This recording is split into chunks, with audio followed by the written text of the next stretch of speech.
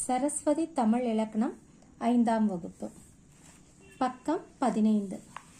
ஓரெழுத்து சொற்களை கொண்ட கட்டங்களை நிரப்புக.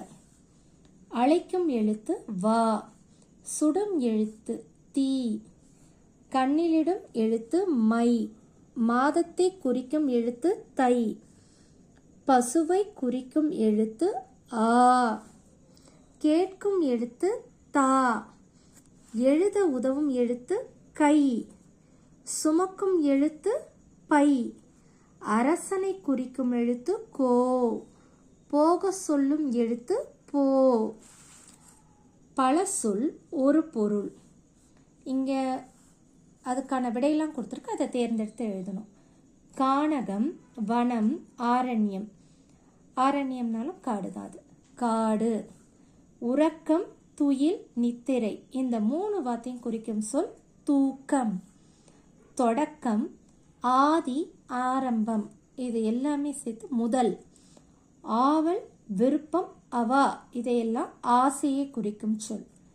குறை, பிழை, மாசு, தவறு. இது எல்லாமே குறிக்கும் சொல் குற்றம்.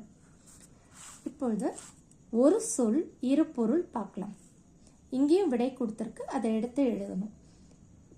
எண்களில் ஒன்று 6, நம்பர் 6 சொல்லுவோம் இல்லையா. நீர்நிலைகளில் ஒன்று 6, ரிவர். உப்பு நீரில் கரையும். காகம் காலையில் கரையும். இது அதோட சத்தத்தை குறிக்கிறது. காகத்தோட சத்தத்தை குறிக்கிறது. தெருவில் எரிவது விளக்கு, லேம்ப். பாடத்தை புரியும்படி நன்கு விளக்கு. விளக்குன்றதை எக்ஸ்பிளைன் பண்ணு அப்படின்றாங்க. படியேறி மேலே செல்ல வேண்டும், ஸ்டேர்ஸ். பாடத்தை புரியும்படி நன்கு விளக்கு. தேர்வில் வெற்றி பெற படிக்க வேண்டும். படின்னா லேர்ன் பண்ணு அப்படின்றத படி. இந்த படி ஸ்டேர்ஸ்.